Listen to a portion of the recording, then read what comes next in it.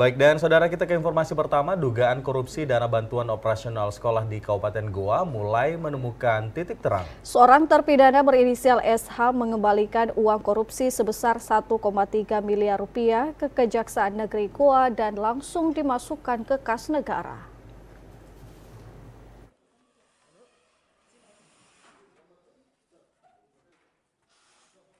Uang titipan sebesar 1,3 miliar itu diserahkan langsung kepada Kejaksaan Negeri Goa sebelum kemudian dimasukkan kembali ke kas negara melalui Bank BRI Cabang Sungguh Minasa.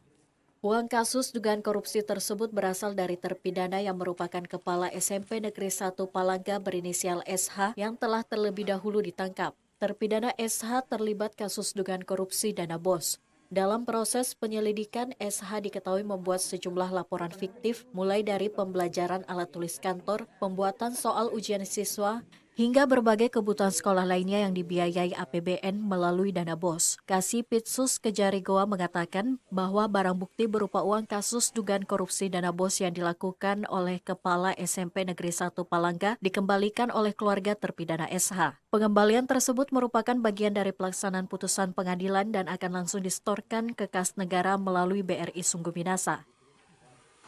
Jadi adapun jumlah total dari pengembalian kerugian negara adalah 1.374.145.954 rupiah, dan itu tidak ada lagi kerugian negara, sudah terpulihkan.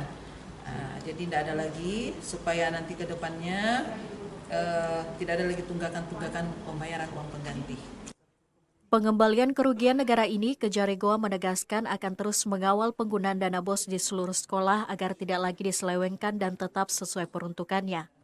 Dari Kabupaten Goa, Muhammad Imran, TVRI Sulsel melaporkan.